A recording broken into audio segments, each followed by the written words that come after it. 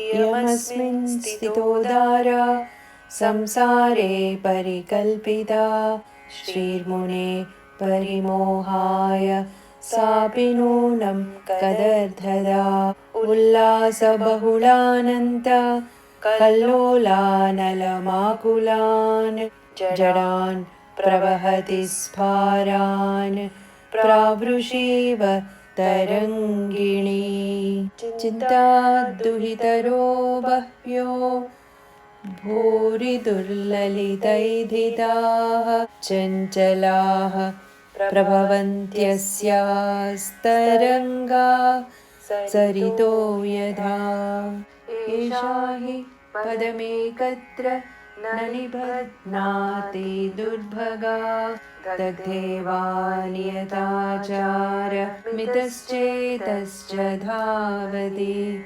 जनयन्ति परं दाहं परामृष्टाङ्गिका सती विनाशमेव धत्तेऽन्तर्दीपलेखेव कज्जलम् गुणागुणविचारेण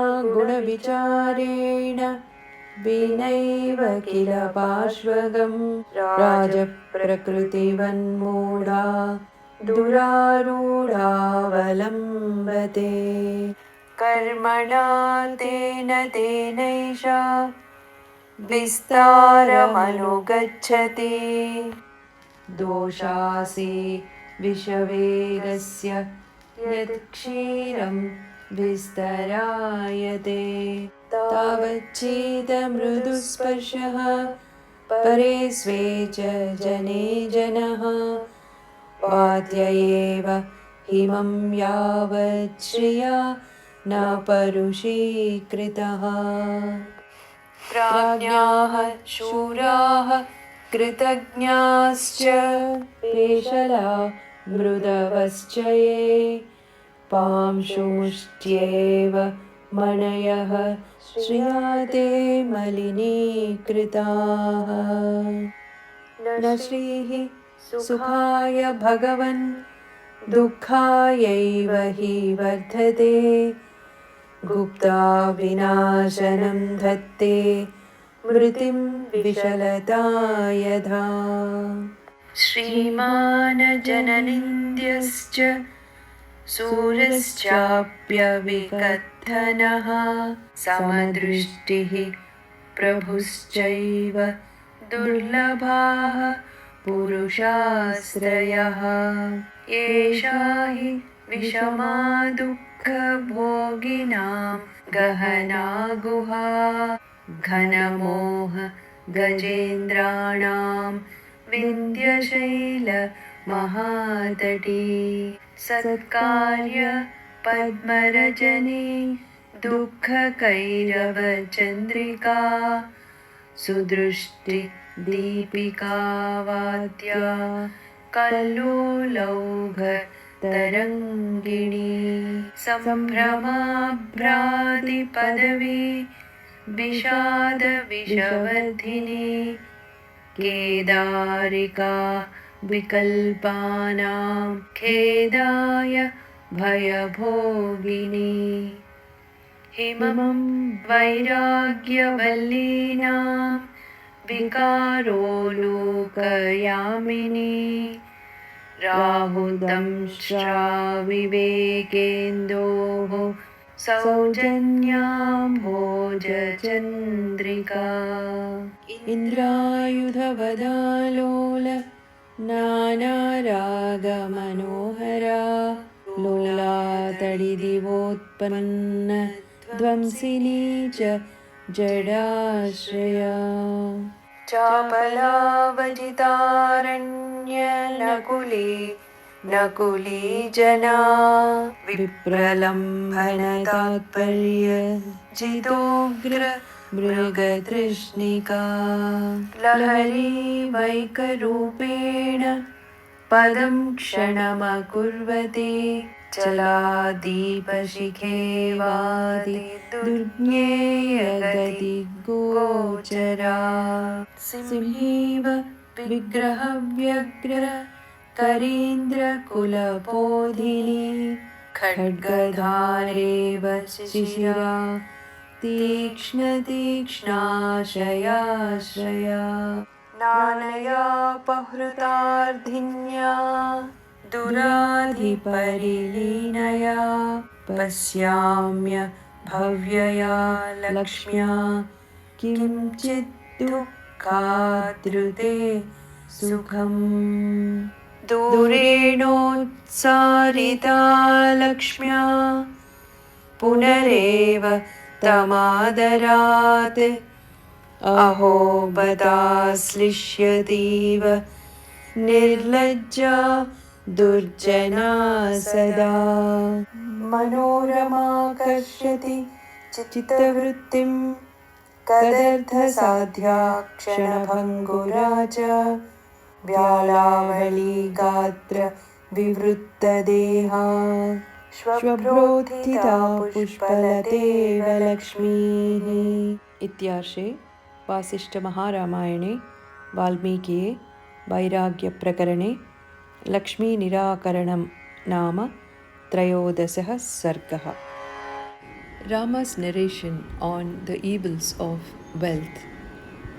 Revered sage, wealth, which is considered as a blessing in this world, is in reality the root cause of all our troubles and wrongdoings. Wealth destroys high-spirited yet simpletons, just like a river which overflows in the rainy season due to strong winds. This wealth has many daughters known as anxieties and malpractices. They are like waves of the river raised by strong winds.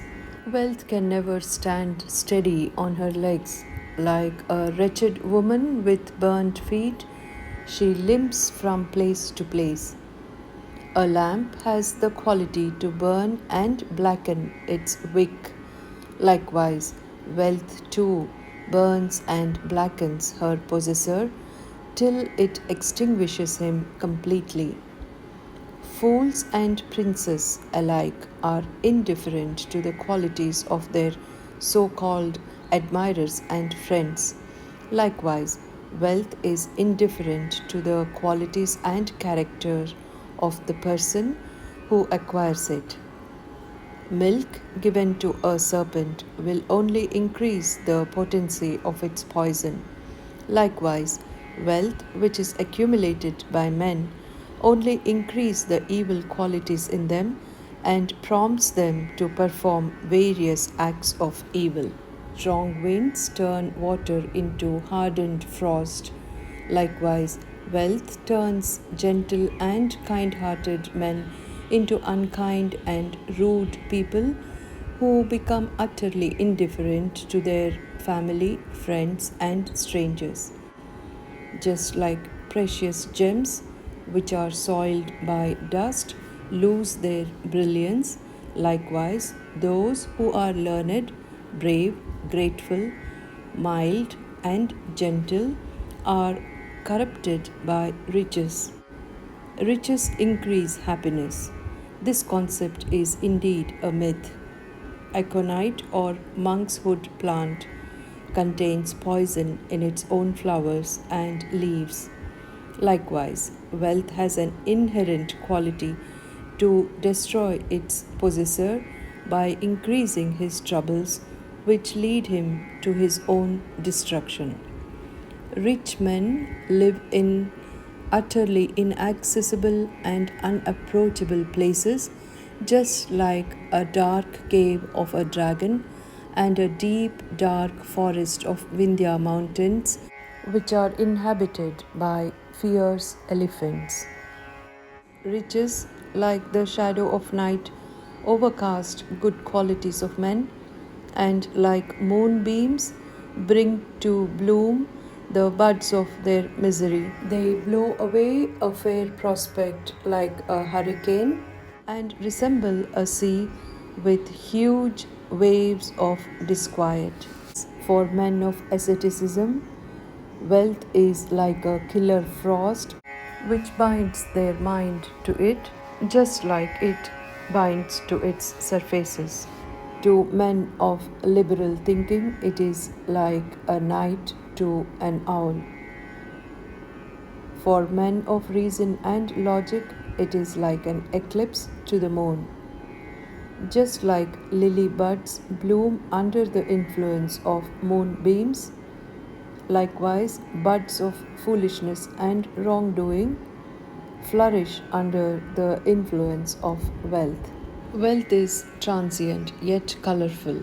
Wealth, like a flash of lightning, disappears no sooner it appears to the sight. Hence, none but foolish men rely on such a transitory object. Here, Rama gives two analogies. The first one, just like a beautiful lady of a reputed family falls for a deceptive yet charming and crooked man. The second analogy, just like a traveler who runs after a mirage in hope of finding some water. Likewise, wealth in reality and upon careful observation is unsteady and unreliable. Wealth is extremely fickle. No one knows to which direction she might proceed to. Wealth is as unsteady as a wave, it is as flickering as the flame of a lamp. Wealth is compared to a lioness which is ever ready to fight. She is like an elephant, always favorable to her herd. She is as sharp as a blade of sword, and she patronizes sharp-witted cheats. Rama says that he finds no greatness or goodness in the treacherous wealth, which is full of evil qualities and is the bearer of every kind of danger and misfortune. It is a pity that wealth continues to attract men even after they abandon her by adhering to her rival, which is poverty. Rama wonders at the power of wealth to attract human mind with its momentary beauty. Men try all evil means to obtain it, while in fact it is like a lovely flower growing in a cave which is inhabited by poisonous snakes all over its stems.